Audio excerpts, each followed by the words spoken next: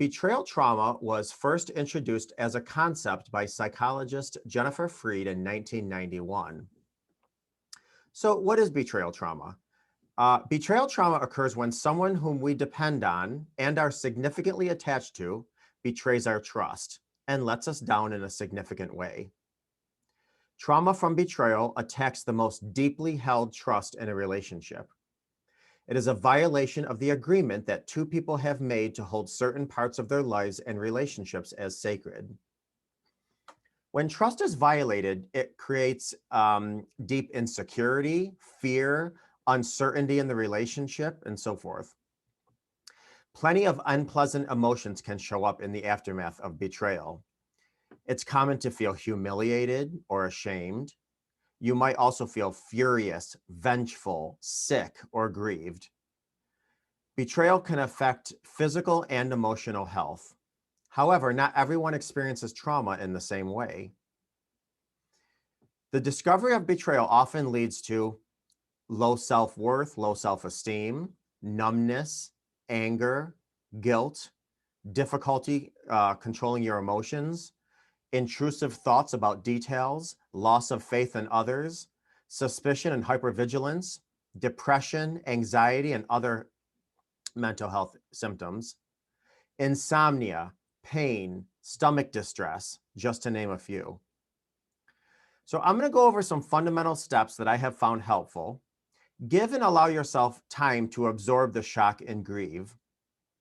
This will take you from step 1 through step 5 of the betrayal stage. Like I said, everybody's going to be on a spectrum in different phases of these steps. There's no exact time frame for these stages, and it's normal for the elements of each stage to reemerge when triggered. You know, you could be in stage 3 and get a trigger and find yourself back in stage 2 and so forth. So I'm going to start again from betrayal to breakthrough. So betrayal, first step is simply to breathe. When we are in a panic, our breathing sends messages to our mind that ultimately trigger the fight or flight response. Having a clear and calm mind will best serve you.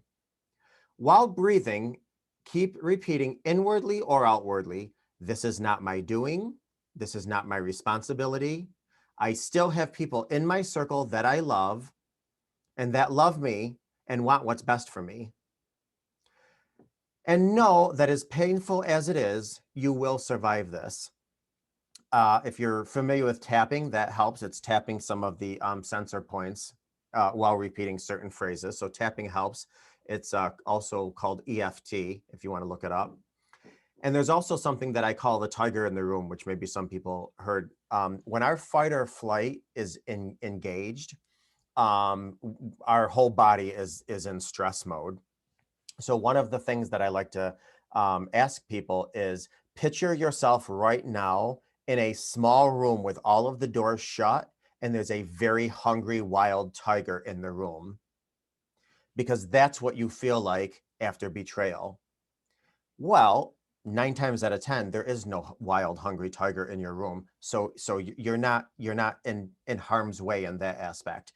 So you have to put things in perspective. So you might be laying in the fetal position, completely devastated, and your stress response is out of this world.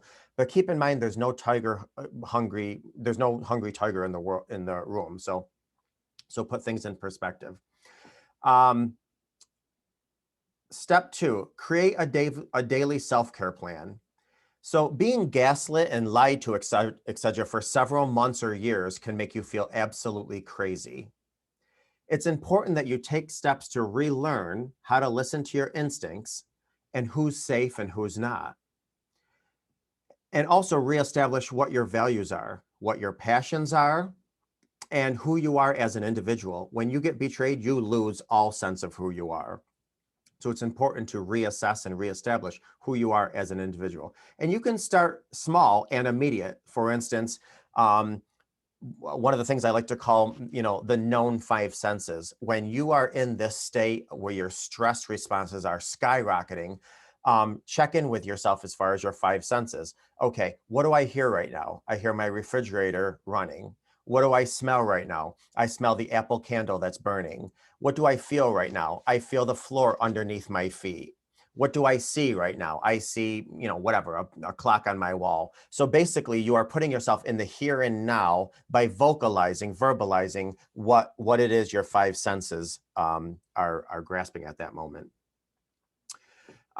Get the nutrition and sleep you need. One of the first things that goes after betrayal is we could care less what we eat. As a matter of fact, we just start consuming probably all the bad things, if we even have an appetite at all. So try and get the nutrition and sleep you need, as difficult as that is. And water, water, water, and more water. Stress completely robs every organ of our body. And one of the best ways to have them working at their best capacity is to keep them hydrated. So water, water, water. Focus on meeting your own emotional, physical, mental, and spiritual needs. Allow yourself to receive love, because as I said, there's still plenty of people in your circle that love you. And the person who betrayed you 9 times out of 10 does still too. They were just coming from a place of hurt themselves. But allow yourself to receive love, validation, and answers from safe and supportive people. A few additional tips as well in this stage would be to hum. Humming calms our body. Repeat out loud that this has nothing to do with me and I will get through this. Write by hand the angriest letter you can to the person who betrayed you. And you can say anything you want, as angry as you want. After you're finished writing it, take a nice deep breath and throw the letter away. At this stage, you are welcome to create a playlist of cry it out songs. Listen to them as often as you want, cry it out. Go to your car, shut the door, and freak out as loud and as wild as you'd like. Instead of lying awake cycling through painful thoughts, try aromatherapy, a warm bath, a podcast, or soothing music that will relax and help improve your sleep. Nighttime is one of the absolute worst times after betrayal, because that's when you are not busy doing everything else and all of your thoughts come crashing in and it's keeping you up and you're not getting sleep and you're tired. And so this is bothering you even more so. And you have very few resources. You can't call out to friends and family. It's nighttime. Nighttime is the worst. So try your best to do a warm bath, a podcast, soothing music, something to help you get your mind off this until you fall asleep. Instead of skipping meals when you feel nauseous or you have no appetite, try maybe snacking on an energy bar or something energy boosting food, maybe a piece of fruit, even if it's one bite. Instead of lying in bed, force yourself to step outside and take a breath of fresh air. This does so many wonders, but understandably, a lot of times when you're in this situation, all you want to do is stay in bed. But really, the only way to move to any phase or stage is to get moving. And that's, physically, emotionally, mentally. So as much as you just want to stay stagnant and cry, and that's understandable, give yourself that. The only way things are going to start moving is if you actually get yourself moving. And again, that's either physical, emotional, mental, blah. Watch your favorite movies and familiar TV shows that calm and comfort you. And as many comedies as possible. It is so true that laughter is the best medicine.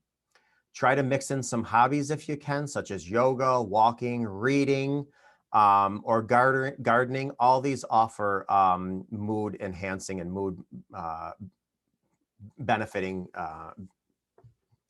mood boosting benefits, sorry. All right, step 3, you want to schedule an appointment with your doctor or local anonymous or confidential testing center and get tested for all STDs. This is something that is crucial, that is important, that will take a lot of stress off of you if this is one of the things you're thinking about. And certainly if your betrayal was with a significant other, this is something that you guys can either do together or you can mandate that the significant other, does before you even begin to move forward. Step 4, find a good coach, counselor, therapist, etc. for yourself and possible couples therapy depending on your dynamic, your budget, your comfort level, and needs. The fact that you are here watching this video is evidence that you are doing a great job already with this step. Just an FYI that without professional or structured program help from a coach, a therapist, a 12-step program, etc., the chances for couples to fully repair or rebuild and move forward together are significantly decreased. Individual recovery and healing can take place even when the betrayer partner chooses not to seek help or make changes, because really this is about you. It would be nice if they apologize. It would be nice if they want to get on board with you. But even if they do not seek changes, you can still move forward into a healthier life. But couples who do work a program of recovery and restoring trust and intimacy do find that their bond and relationship is stronger than before. Step 5, take steps to establish a safe network. Now, what are some small steps you can take to rebuild a support network of friends and family and professionals? Create a lifeline list. Now, this would be a list of emergency resources from friends to babysitters to doctors, which I plan to do a class in the near future on a resource list. But when you are in a state of distress and you have needs, the last thing you want to do is think about who you can call. If you have a list right by your bed or whatever of emergency contacts, you know, okay, this is the person that I can call that'll be there for me if I'm crying. This is the person I can call if I need 10 minutes in my car to come watch my kids, you know, blah, blah. As much as you may want to shout your story from the rooftops, be very careful in who you choose to share your story with. Should you decide to share your story with someone, these are some statements that should give you pause. If you hear people say anything in response to your story, such as, don't be angry or he or she won't feel comfortable enough to tell you the truth, or it's just porn, or just an emotional affair, why are you so upset? Don't do anything to shame him or her. Shame will make him or her act out. Just forgive. Don't tell anyone about your husband or wife's or your partner's porn use or abuse. It would ruin their reputation with the church. Are you meeting his or her sexual needs? If and when you share with friends, let them know when you'd like guidance and when you're just looking to share feelings. So many times we just want to vent and we don't want somebody to give us their input. But so many times we do vent and we do seek somebody's input. So before you start, maybe, let them know, listen, I'm going to tell you something and I would like your input. Or do you mind? I'd like to tell you something and I really just need to be heard. Friends and family like to give you well-intended advice, but advice not asked for is nothing less than intrusion. Step 6, prioritize time, energy, and money towards your own healing. If your betrayal was with a significant other, abstain from sex until this is emotionally dealt with, and certainly, before your STD results come back. Detach yourself from the abusive and manipulative conversations. Sleep or live in separate parts of the house. Explore a temporary separation and choose to limit or eliminate all contact for a period of time. Again, this is about you. So if you need to feed your needs and you need some time away from any conversation that's going to be debilitating or anything, feel free to step away. This is about your healing. Step 7, and this is probably, in my opinion, the most important step here. Write an apology letter to yourself. After betrayal, we often put all of the hurt, pain, and anger and frustration, all of the baggage of our past onto the person who betrayed us. It's called like transference, I think, in psychology. We can only forgive others if and when we forgive ourselves. So get deep and write yourself an apology letter of everything you feel guilty about your past, anything whatsoever, apologizing to yourself, releasing yourself of that guilt. And then you're welcome to keep that letter, throw it away, what have you. But this is an apology letter to you. Step 8, write down who and where you want to be in 10 weeks, 10 months, and 10 years from now. This is kind of sort of like a vision board in writing. This is just a draft. It can change and evolve over time. And it's just where you see yourself in the future. Again, 10 weeks, 10 months, 10 years. Is it rebuilding the relationship with the person who betrayed you? Is it traveling? Is it a new career? Is it writing a book? Is it getting a new job? Where do you see yourself again in 10 weeks, 10 months, 10 years? Who and where is the optimal you in the future? That's the goal for this. So moving along with this spectrum, when you feel as if your life is repositioning and transitioning into territory that's more secure, Unfollow accounts on social media that don't bring you joy or serve you. Start writing small goals to get to your optimal self. Rearrange your furniture, rearrange the pictures on the wall, give yourself a new perspective.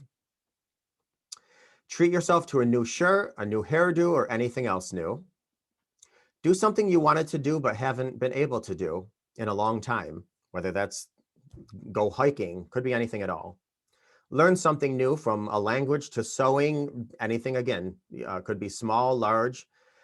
Create a playlist now of all the songs you loved when you were younger and the songs that you love currently, and play them. Music does wonders for us and such in many ways, psychologically and so forth. Go to an art gallery, a museum, or another local cheap freebie. Treat yourself. Write an email or send an actual letter to a friend or a family member just to check in and say hi. When we do for others, we're actually feeding our own souls. Try a new recipe. Read a book that makes you laugh out loud, even if it's a corny dad joke book. List 5 things that you like and love about yourself every day. Close your eyes and envision your happy place. Make someone else's day by texting a compliment or sending them a care package. I have my love language is gifts. So, which I probably do this not so much for other people, but once in a while, actually often, I send my family random little gifts in the mail. Now, that's not necessarily their love language, it's mine, so it could almost be self-serving. But I'd like to think that when they're opening this unexpected little gift in the mail, that they get a little warm butterfly, and it makes them feel good and it makes me feel good. And lastly, color. Color and crayons you can get at the dollar store, and this just frees your mind for creativity, and it's a thoughtless process that really puts us in a state of calm and releases our creativity. And just know that there's not one thing that's going to drastically or immediately get you over betrayal.